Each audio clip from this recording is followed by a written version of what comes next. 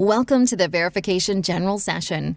Now, please welcome to the stage Assistant Director of Policy Liaison and Implementation for Federal Student Aid, Craig Moonier, and Management and Program Analyst for the Office of Post-Secondary Education, Aaron Washington. I'm just gonna shake, shake, shake, shake, shake. Shake it off, shake it off.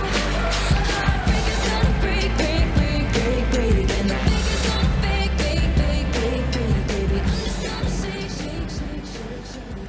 Hello, everybody. Welcome to the 2018 Federal Student Aid Conference. My name is Aaron Washington, and I'm joined by my colleague, Craig Moonier. Good morning. So we're going to talk about all things verification for the 18-19 and 19-20 award years.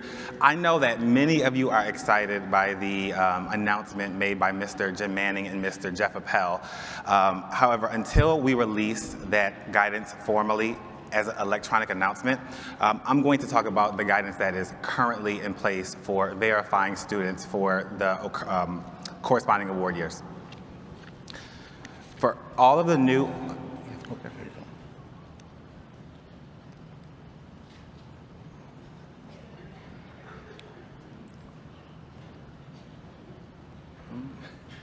I apologize. It's not working. Oh, what's this one? For all of the new financial aid administrators with us, we like to begin each presentation with a very brief, high-level overview of verification. I will talk about some of the available resources for the 18-19 award year, but mainly I will focus on the 19-20 award year to give you all a perspective on what to expect. And as with the last several years, we will end the presentation with some hot topics. Hot topics are things that have changed that may be of significant impact to some of you. So the current iteration of verification was a part of the program integrity regulations that became effective for the 2012-2013 award year. Verification starts with an individual applying for federal student aid, and a certain number of applicants are selected to verify their responses on the FAFSA. Based on an applicant's responses, she could be put into a verification tracking group. Each tracking group, which we will learn a little bit about later, has different documentation requirements. And until a student submits all of those documents to you, they generally have not gained eligibility for the current award year. So when I first started at the department in 2013, we actually had 6 tracking groups. But after policy discussion, research analysis, and feedback from you all, we now have 3.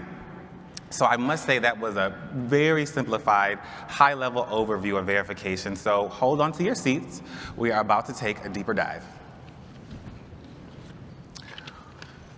So we have some available resources for the 18-19 award year.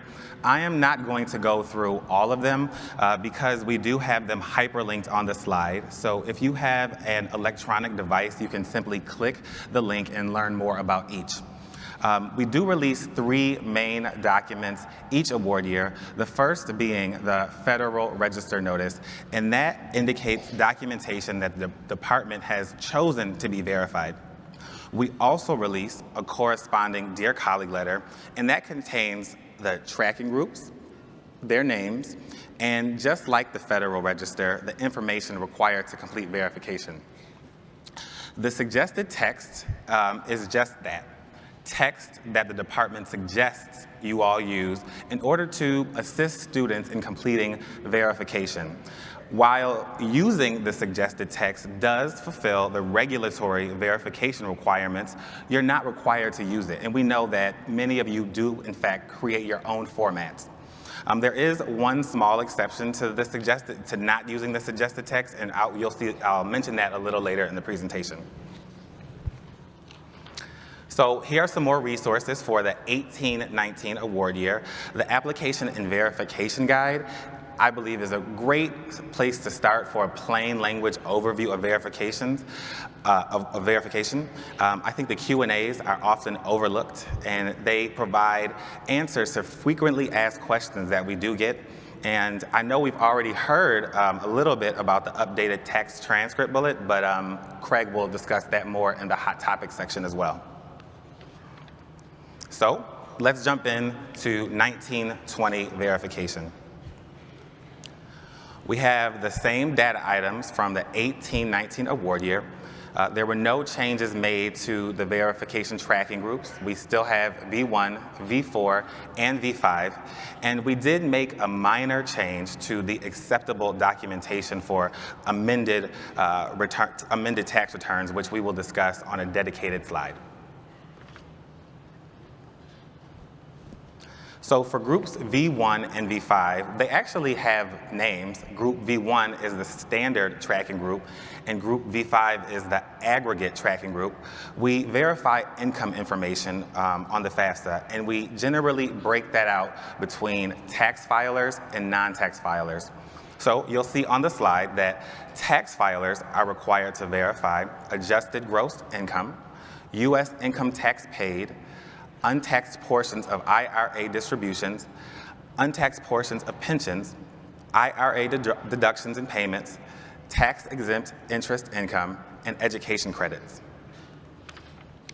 Non-tax filers are required to verify income earned from work, and they are also required to submit a verification of non-filing. And I will note here that while we do have changes that are going to be made in the upcoming future, currently non-tax filers are still required to submit the verification of non-filing.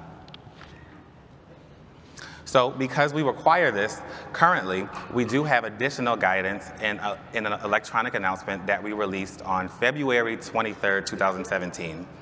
So a tax return transcript or a tax account transcript that contains language such as no record of return on file or no transcript on file is acceptable documentation.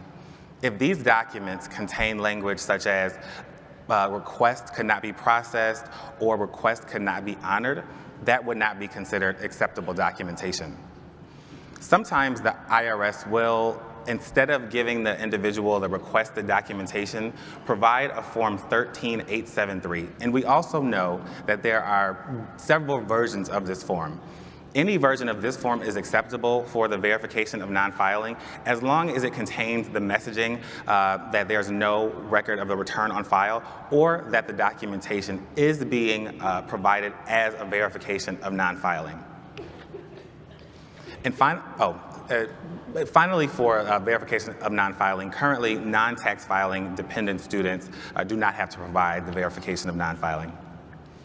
So there are a few additional documents that individuals selected for V1 and V5 must also submit. They have to submit a signed statement by the student, and if the student is a dependent, by one of the parents that lists the name and age of each member in the household for the 1920 award year. They also have to submit a signed statement by the applicant, and again, if they are a dependent student, by one of the parents that lists the name and age of each household member who is or will be attending an eligible post-secondary institution for the 1920 award year. There are some other requirements in those statements, and you can see them all in the 1920 Federal Register Notice. Applicants selected for V4 and V5 have to submit proof of high school completion, and that could be in the form of a high school diploma or its equivalent. And they also have to submit a signed statement of educational purpose. So how do they do that? They appear in person and present to you an unexpired government-issued photo identification, and also they sign a statement of educational purpose, which you can see the exact language in the Federal Register Notice. And I did mention earlier that there was one exception to not using the suggested text, and the statement of educational purpose must appear as the exact language in the Federal Register Notice. If you determine that a student cannot appear in person, they can submit notarized copies of that documentation. So every year, some individuals choose to file a tax extension. If an applicant is only granted the automatic 6-month filing extension, they must use the IRS data retrieval tool or submit a tax return transcript. And this is because we use prior tax information, so at this point, the applicant should have filed their taxes. If the individual is granted an extension beyond the automatic 6-month extension, you can accept alternative documentation that is outlined in the 2019 Federal Register Notice. So you can require an individual who is granted an extension beyond the automatic 6-month extension to subsequently submit the tax return transcript or use the IRS data retrieval tool. And in that case, you have to re-verify FAFSA information.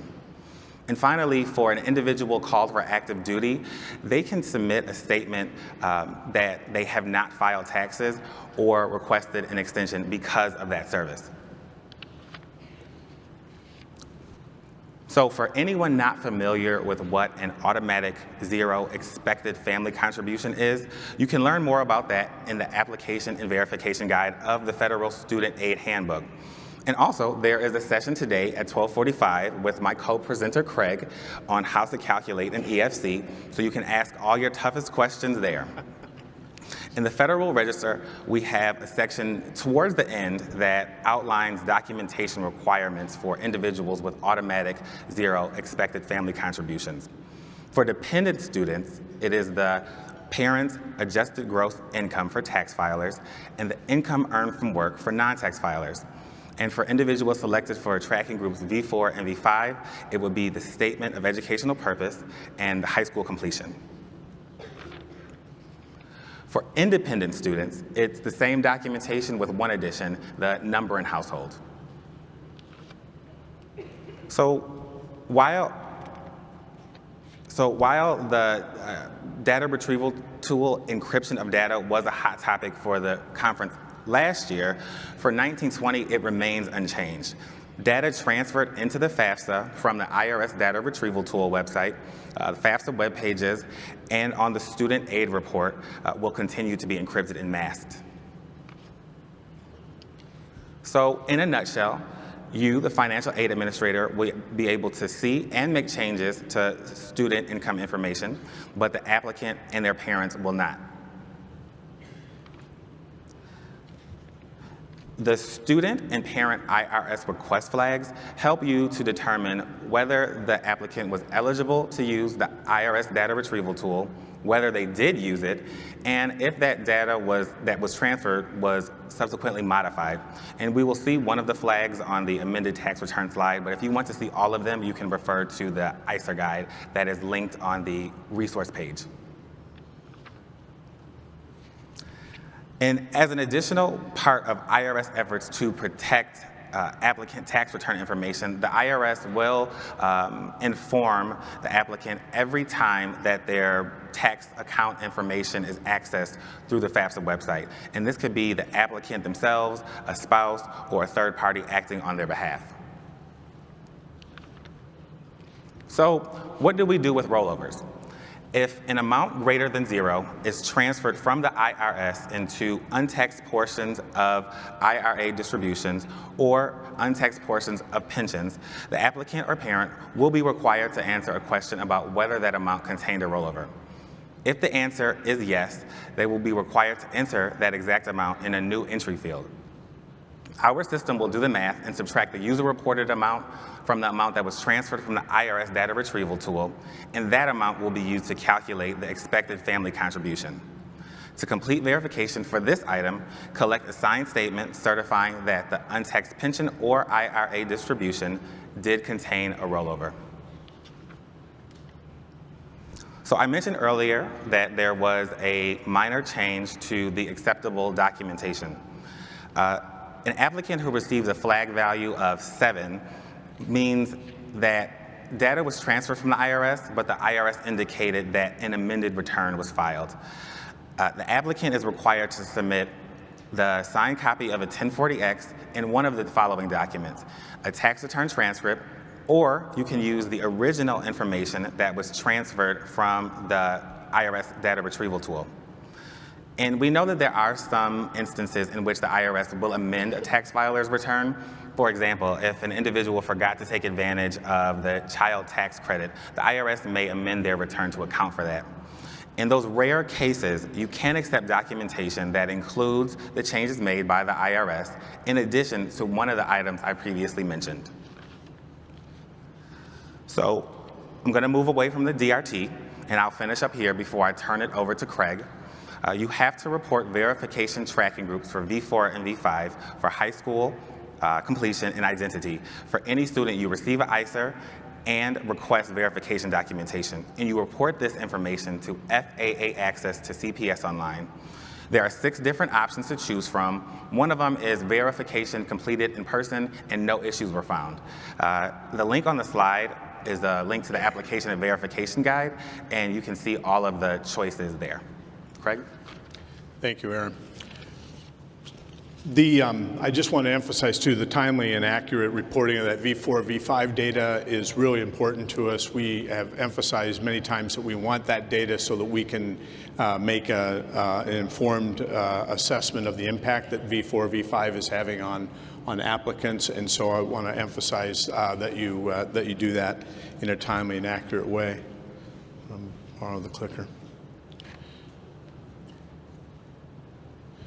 So verification hot topics, when you're the third of 3 presentations in the morning, one of both the earlier presentations by both Mr. Manning and Mr. Appel announced some pretty exciting changes to verification. So as you heard, we are going to be issuing some guidance shortly, very quickly, concerning some alternative documentation that we will consider acceptable for both the verification of income and tax information, as well as a verification of non-filing, in order to reduce both the burden for students and to schools. We'll watch this space. We'll be issuing that very quickly in the coming weeks. That said, I do want to talk about the IRS tax transcript. If it's anything like when using prior year income, when I was on campuses, even using prior year income, it wasn't uncommon for families to have not kept a copy of their tax return or misplaced it or not have that be easily retrievable. I even recall students that would transfer schools would come back to my office expecting us to be serving as the repository for their tax documents. So all that said, I assume that that hasn't changed in the years that I've been off campus, and that the IRS tax transcript may continue to play a role as you verify FAFSA application information. Earlier this summer, we received notice from the IRS that they were announcing changes to the tax transcript as part of their ongoing continuing efforts to protect both privacy and security of tax information. They did that by partially redacting sensitive personal identifying information on the transcripts that would help prevent that information from being misused if it fell into the wrong hands. On September, effective the 23rd of September, the current format was replaced with this redacted information for tax transcripts requested using 4506T forms and using the Income Verification Express Services systems. The redaction of transcripts through Get Transcript Online and Get Transcript by Mail continue to be the way you're accustomed to them, but they will be fully redacted or have the same partially redacted personal identifiers going into effect in January of 2019.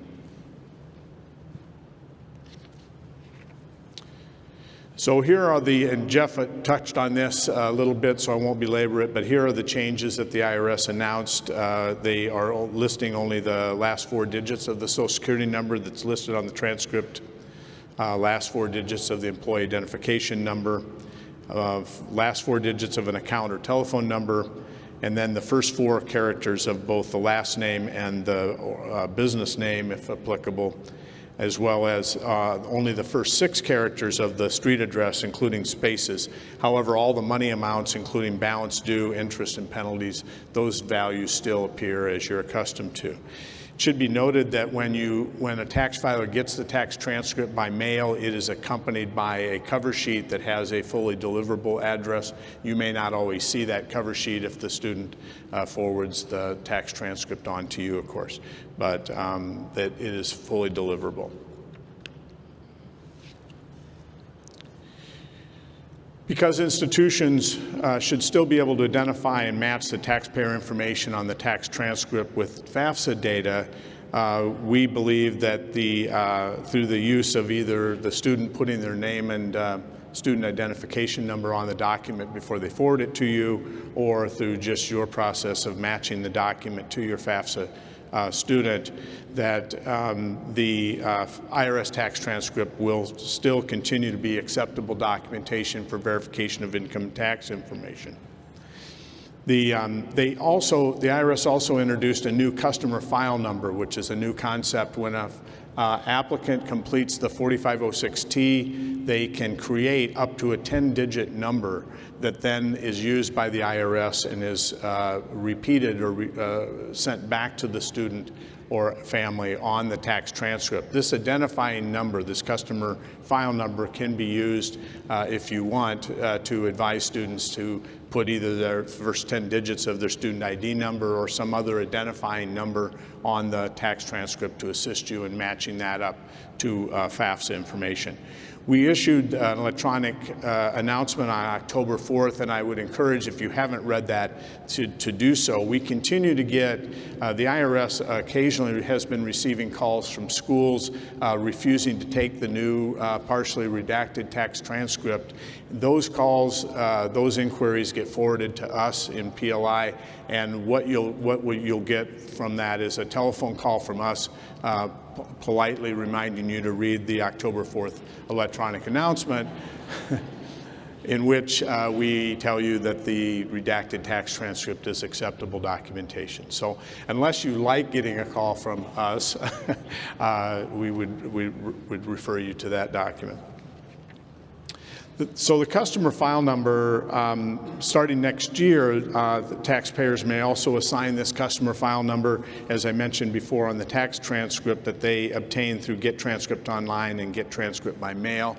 This 10 numeric character can help you match these documents up. However, the IRS reminded us recently that that customer file number will be rejected if it is the Social Security number matches a Social Security number associated with the tax transcript. So they're not going to allow tax filers to use the customer file number to circumvent the whole purpose for redacting the personal identifiers.